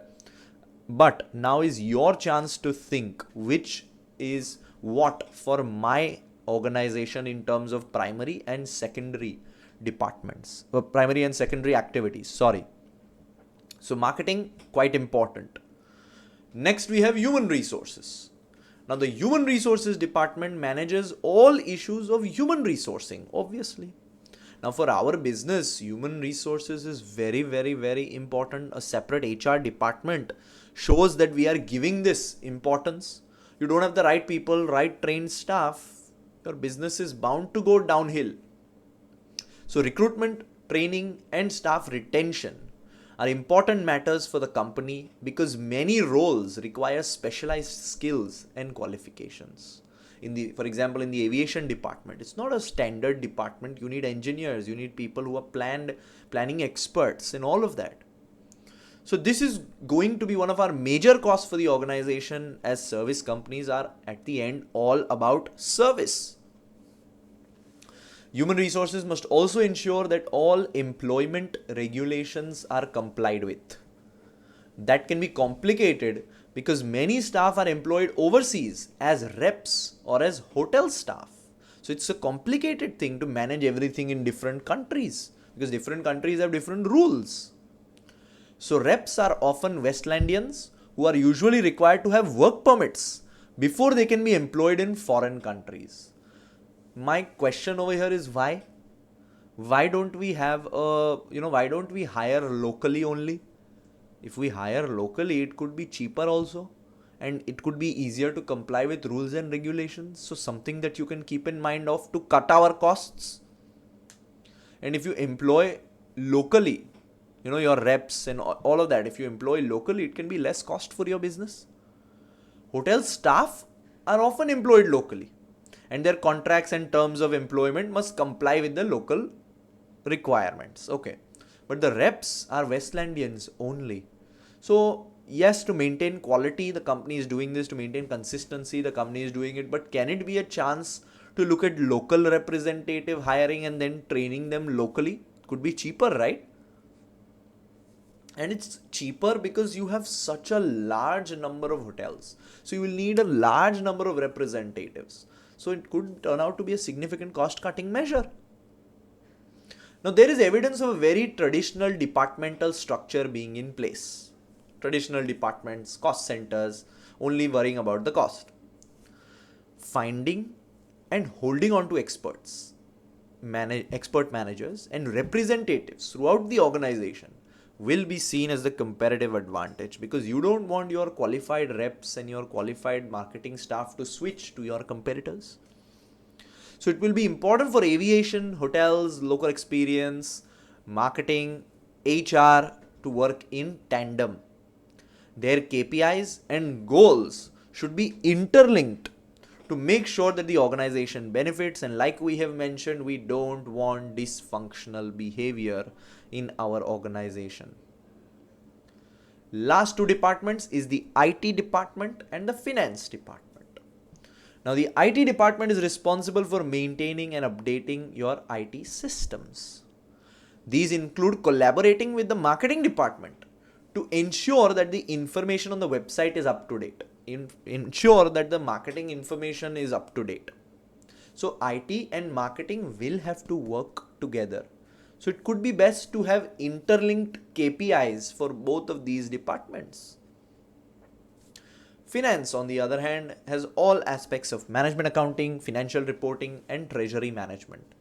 Before I move on, nowhere under the IT department they've said that they have the job of analyzing the data, of digging deep into the data, or we have a big data system. Nothing like that. So that is why the importance was given to it when I gave the example. Coming to finance, we could face a scenario where we have IT department or logistics department or buying department placed in another country as management / purchasing face of the company, and then transferring it to Happywell holidays in Westlandia. For example, it could be a situation that we are buying the parts of the plane in another country, then through that company transferring it to our Happywell holidays company in Westlandia and our airport where the planes are stored. So there is a buying is happening by a different company, transfer is happening by a different company, but all of this is internal, right, inside Happywell holidays. This would mean the evidence of a subsidiary which brings in your consolidation topics, but most importantly raises the question of transfer pricing. Transfer pricing can happen when goods are being bought, when any kind of inventory is being bought, when any kind of material is being bought, anything. And you need so much for your hotels, you need so much for your aircraft management, you need so much to transfer your reps, all of that. Transfer pricing can be an issue or can be a topic that is raised. They may say that to cut our taxes, what we are doing is now we are buying the plane, the airplane, let's say some repair parts in country X, then we are going to transfer it to Westland because we want to show a higher profit in country X, lower profit in country Y to manage our taxes. Can be a situation, right? This is what transfer pricing is all about, reducing your global tax which is payable, because tax is the expense for any company. So I'm just visualizing that, okay, this scenario raised on transfer pricing can come up in the exam. So I want you to revise what is transfer pricing, why, how transfer pricing works, what companies are doing, to reduce the tax liability.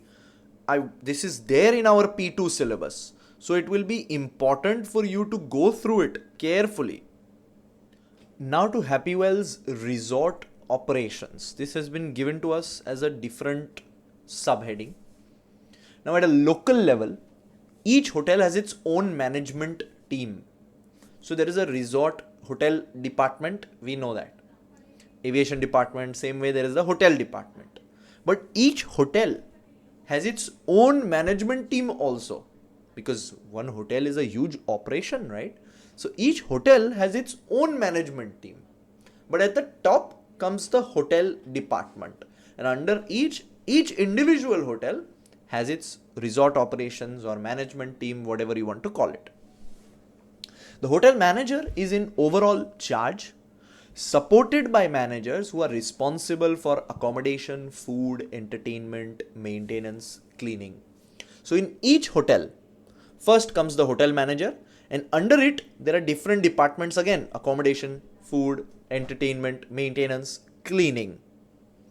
Hotel managers report directly to the hotel's department at the head office, like I told you. It's a functional structure. First comes the hotel department at the top, then the individual hotel management team, which is led by the hotel manager, and under him comes the accommodation, food, entertainment, maintenance, and cleaning. Get this structure clear, everybody. Each resort also has a team of reps, one of whom is designated as a resort manager. So each resort also has a team of reps, and in that team of reps, one of them becomes the resort manager. The resort manager is responsible for setting work rotas and scheduling the duties for reps within that team. So hotel manager is separate, resort manager is separate, which is a rep or a representative. This can be complicated because reps must be available to accompany customers on coach transfers to and from the airport, and to ensure that each hotel has a rep on duty in the reception as well. Resort managers report to the local experience department. Remember, there was a local experience department. Resort managers come under this department. Hotel managers comes under the hotel department. Resort managers coming under the local experience department. To simplify compliance with local rules and regulations, Happywell has a 100% subsidiary in each country in which it operates. So whatever country I operate in, I have subsidiaries, fully owned. The subsidiaries own the hotel and other assets located in these host countries. So for example, if I have a resort in Sunland, for example, I will have a subsidiary in Sunland called Happywell Sunland, for example. Happywell Sunland will own everything that I own, like the hotel or any other assets in Sunland. But Happywell Sunland is owned by Happywell, whose head office is in Westland, right? So this is how subsidiaries work. So the subsidiaries own the hotels and other assets in that host country and are legally responsible for all employment issues relating to hotel staff and reps. As indicated above, all hotel managers and resort managers report directly to Happywell's head office. Hotel managers to the hotel department, the representatives to the local experience department in Westland. Wherever they are in the world, these hotel managers and these representative managers will report to the Westland head office, respective departments. But we own 100% subsidiaries in each country. So we'll have very many different subsidiaries because we have very many different resorts in different places. So clear reference to group accounts here. The 100% subsidiaries will have to be translated to the home currency because their currency income will be different. Their expenses will be different. So you have to translate this to the home currency. And then the parents' accounts will be reported, which is Happywell. Remember, you are a finance manager who's working for Happywell in head office in Westland. So this creates complications, and F2 group accounts knowledge will have to be very clear cut over here. Next, they've told us about Happywell's board structure. If you look at the board structure, is quite, I will say it's quite simple, functional. It has operations department, HR department, marketing department, and finance department, or finance director. Let's put it that way. And under these directors, they have different responsibilities. So operations looks at everything related to operations: aviation, hotels, local experience, IT, dealt with by the operations. HR, everything dealt with the HR. Marketing, advertising, booking, customer satisfaction, under the marketing director.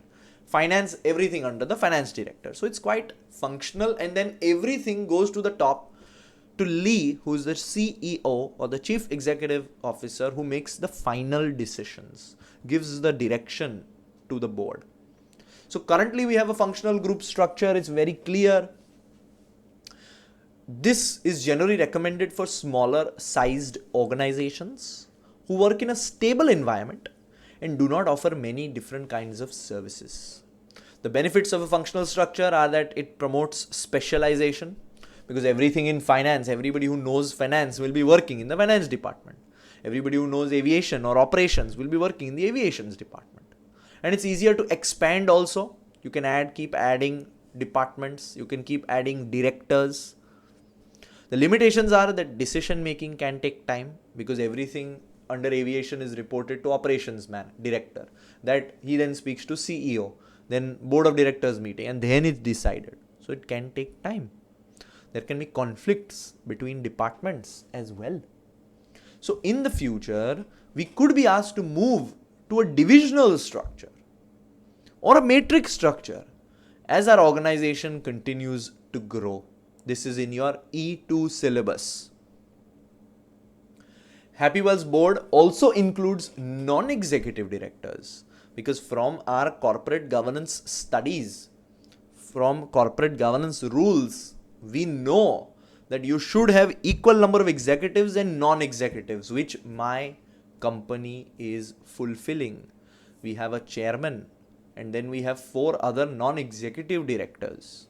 So if we look at the structure of the organization, we can see that the corporate governance code has been honored in terms of balance of the board. The board is made up of equal number of executives and non-executives. The role of CEO and chairman is also separate, which is good in terms of corporate governance, so that one person does not have all the power. The only thing is there is no mention of an audit committee, remuneration committee, nominations committee, risk committees. They've not mentioned it. According to the corporate governance code, these committees should be present for a listed company. But in the management level, you are not excessively tested on corporate governance issues. So no deep dive is needed over here. But for us to know that they've not mentioned it. So I can assume that these committees do not exist. Now, these points I have given to you so that when you go to mock question writing, again, you have good ideas, you have good response areas, you have good relations that you can make when we get there. So please let this all sink in. So please spend time on letting this sink in, so that you can use this when you go to question writing. You can say that this is what our structure is. It's a functional structure currently, which is slow. These are the different departments that we have. For this, you will have to go through the pre-scene multiple times. For this, you will have to keep going through the pre-scene. It will not happen overnight. So don't expect yourself to do this miracle. It will take time. It will be something that you will have to invest your time in. So ensure that you are giving yourself time with this pre-scene analysis. Next, we have Happywell's business model. Happywell aims to compete on quality rather than price. We are not a travel package tourism company that is always going to give low prices. No, we'll try to give value for money, but we'll never compromise on quality. Remember that. And we retain this control over quality by owning our aircraft and hotels. This also offers control over cost. Fine. So what is our business model? First, how do we define value? Happywell offers a wide range of experiences through the design and provision of package holidays. That's how we define value. What do we want to do? We want to offer a wide range of experiences to my customer. How do we create value? We are vertically integrated, which means we own hotels, we own aircrafts. We are not reliant on anybody. We are vertically integrated, so we control our costs, we control our accommodation, and customers receive what they want. This is how we create the value. How do we deliver this value? Happywell has invested heavily in online systems that enable customers to identify the holiday package that meets their wishes, their needs. Happywell also maintains an extensive network of retail shops, which we've spoken about. So we have invested in online systems for better use to the customer. But have we invested so that we can serve the customer better like big data systems? Not mentioned anything. And how do we capture this value? We aim to provide value for money, so customers go with us. Customers go with our quality offering. Now these points you can keep in mind and use when you are writing answers in the question. This is something that is that you can look at. This is something that you can remember and use when the time comes in mock question writing. You can start your answer by saying we deliver value because we have invested heavily in online systems. This means that online IT department is something that Happywell is counting as important for itself. So when you use this, when you go to mock question writing, it adds a whole lot of integration value when you use pre-seen material in your answer. But again, you are only able to do that if you have carefully understood what our business is. You've carefully gone through the pre-seen and understood what my company is, and you've gone through the pre-seen multiple times. Otherwise, overnight, nothing's going to happen. It needs time, care, and commitment. Now that has got me to the end of part 2 of this pre-seen analysis. Now I've divided the pre-seen into 3 parts for you, so that it's not one long huge video that you have to go through and that you're taxed while going through it. So you're tensed while going through it.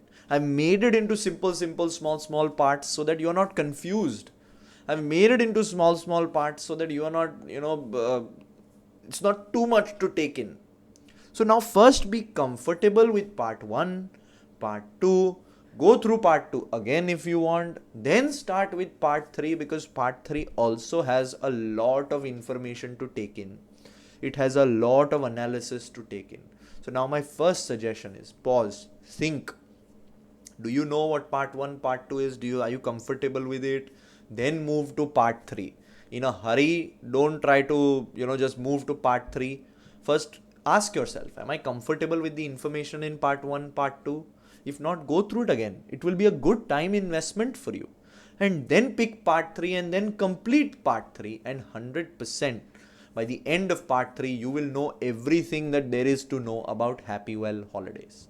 So that's the end of part 2.